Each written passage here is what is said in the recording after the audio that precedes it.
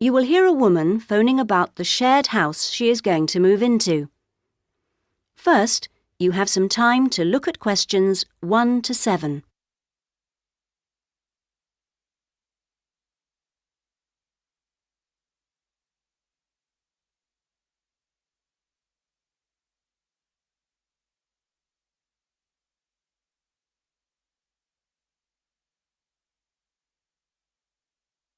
You should answer the questions as you listen, because you will not hear the recording a second time.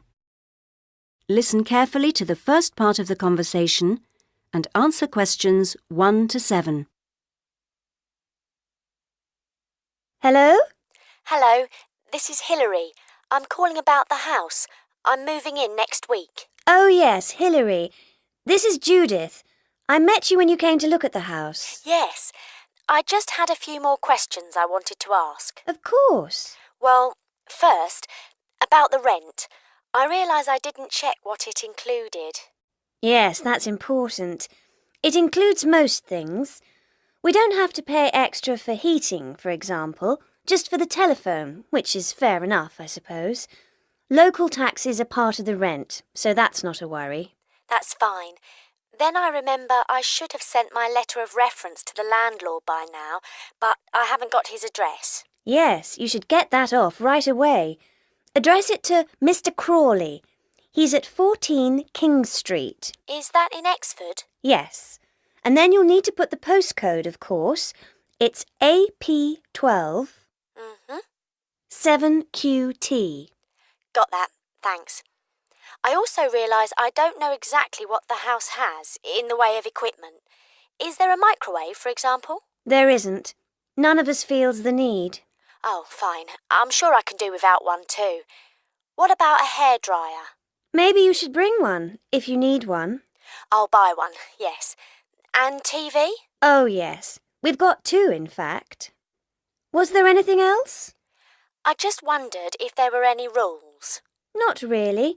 We share the cleaning, things like that. We do have to be careful about loud music. Yes. So we've agreed that there shouldn't be any loud music after 9, and that we don't play music at all in the living room after 10. Up to 11 in your own room's okay, as long as it's not too noisy. That sounds good. And is there somewhere safe I can keep my bike? That's difficult. To be honest, lots do get stolen round here. We haven't got a garage, so we tend to park ours in the garden so that they're hidden from the street. OK. Now, I hope you like cooking. Yes, I do.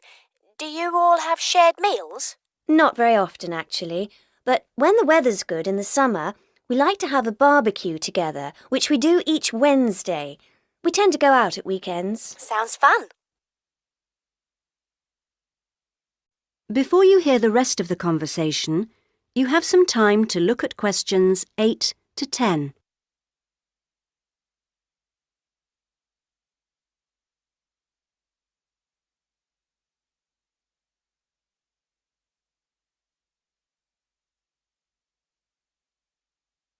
Now listen and answer questions 8 to 10. Are you familiar with this area? A bit.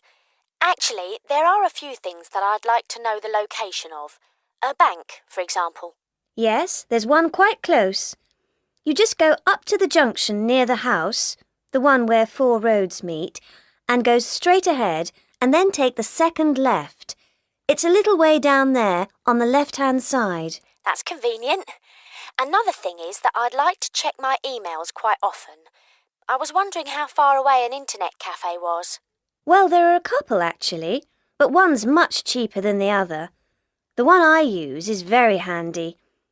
You just go up to the big junction and then, well, I go straight ahead and then turn right so that it's on the right-hand side. Fine. And one last thing. Uh-huh. I need to go to the post office quite often. I'm hoping there's one quite close to the house. You're in luck. You'd walk up to the big junction and then, if you want a nice route, take the street that's slightly to the right. Then you'd want the second left and you'd find it on the right side of the street. Well, it all sounds great. So, we'll see you in a couple of days' time? Yes. OK. Bye. Bye. That is the end of part 1. You now have half a minute to check your answers.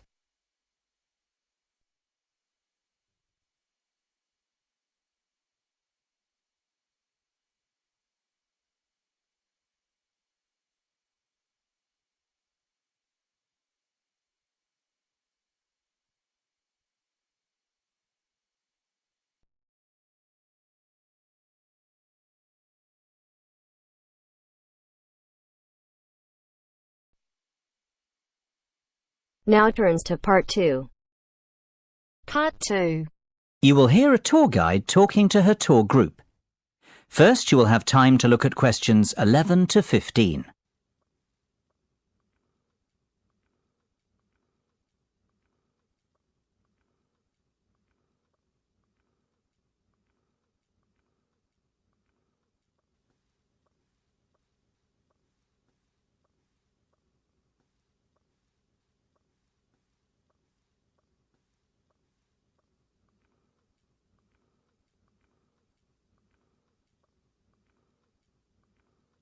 Now listen carefully and answer questions 11 to 15.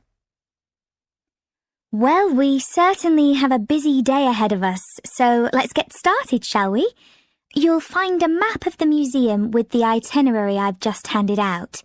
The museum's our first port of call, so let's have a look at the map now. The door on the right of the entrance hall leads into the gift shop and ticket centre. Once we pick up our entrance tickets, I'd ask everyone to deposit their bags and coats in the cloakroom, which is located towards the back of the gift shop and ticket centre. If you want to pick up an information leaflet, you can approach the information desk situated along the right-hand side. Now, once you come back into the entrance hall, the door on the opposite side to the gift shop leads into the art gallery. There is a special exhibition on there at the moment which is not to be missed. If you continue on up the entrance hallway, that leads into the main exhibition centre. At the back left-hand side, there are some toilets. Beside the toilets, you'll find the 3D theatre. I strongly recommend that you make time for the 30-minute presentation in the theatre. It is well worth a viewing. Running along the right-hand side of the main exhibition centre is the Modern Art Studio. Here, not only can you view some of the most famous works of the 20th century, but you can also sit in on a workshop run by a local artist. So, that's the art museum. Before you hear the rest of the discussion, you have some time to look at questions 16 to 20.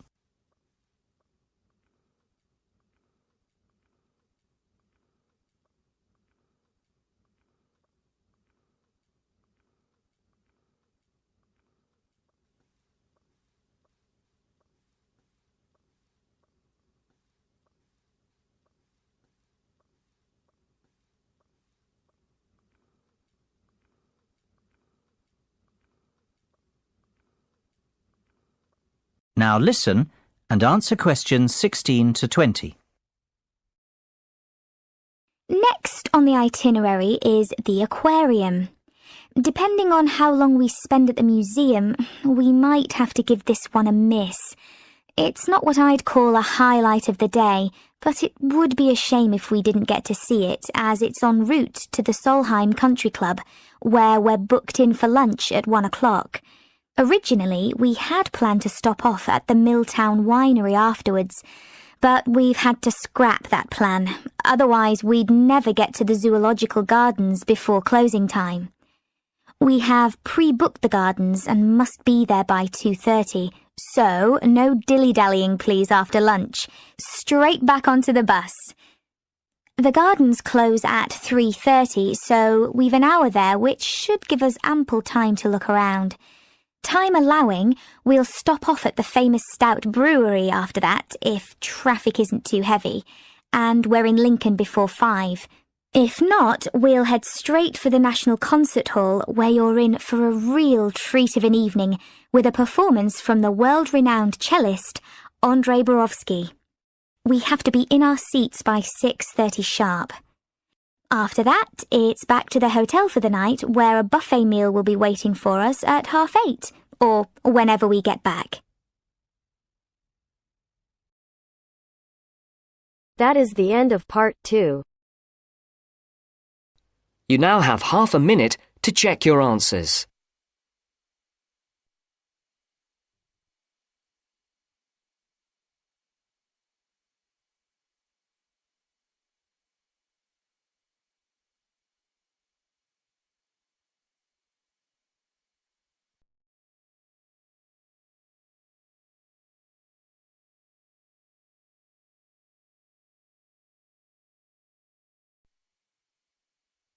Now turns to part 3.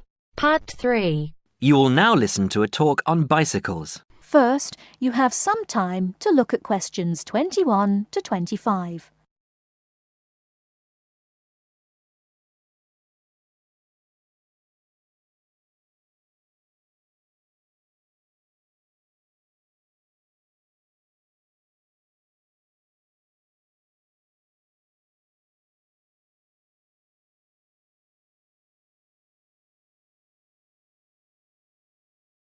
Now, listen carefully and answer questions 21 to 25.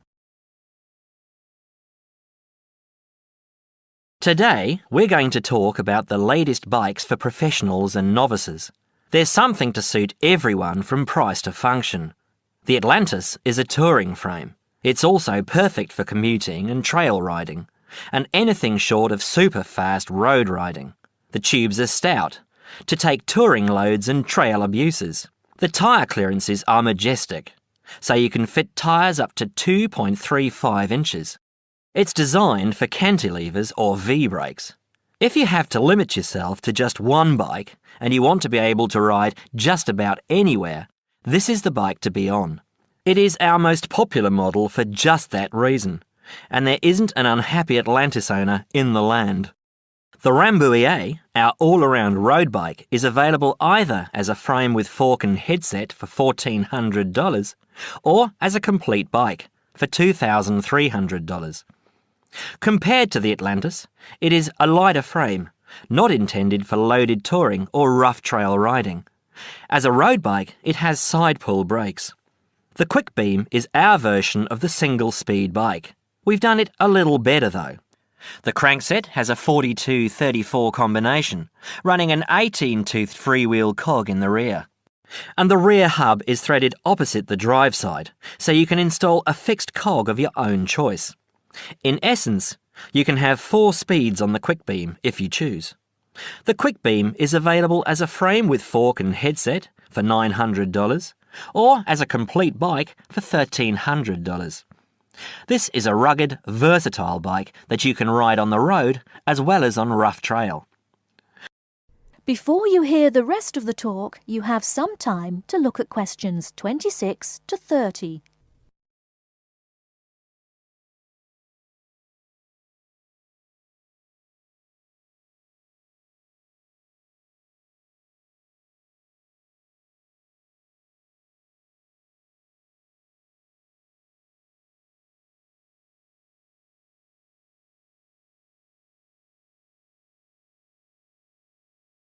Now listen and answer questions 26 to 30. The Saluki is our roadish, light touring, randonneuring frame. It's designed for 650B wheels. If 650B means anything to you, you'll either love it or think it's marketing suicide. If you're new to 650B and a follower, you won't want it. If you're new and a rebel, you will. Now, I'll just talk a little about saddle comfort. The road bike, for the most part, has turned into a high-tech, uncomfortable machine, and the proof is all around us. Look through any bike magazine or catalogue, and you'll see the saddle up to 6 inches higher than the handlebars. It is impossible to be comfortable on such a bike. It forces you to lean forward, putting more weight on your groin, hands and arms. People ride these bikes with straight, locked-out arms and wake up with aching backs. They endure it, get used to it, or buy recumbents. When we custom design a bike for you, you'll be able to get a comfortable position. Your back will be between 45 and 50 degrees, and there will be a noticeable bend in the arms. And most importantly, your arms won't be supporting your body weight. You won't have to look up to look ahead, because you won't be hunched over and low. That means our bikes are more accessible for riding on the flats, or even for short climbs. We consider this when we design and build your custom frame. That is the end of part 3. You now have half a minute to check your answers.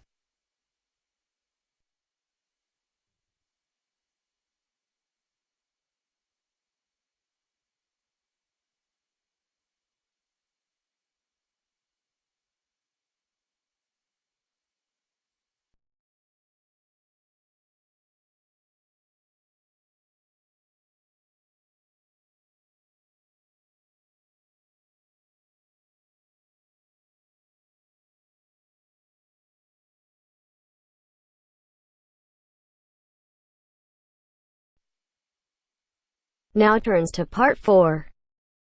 Part 4. You will hear a part of a lecture about learning and bilingualism. First, you have some time to look at questions 31 to 40 on pages 44 and 45.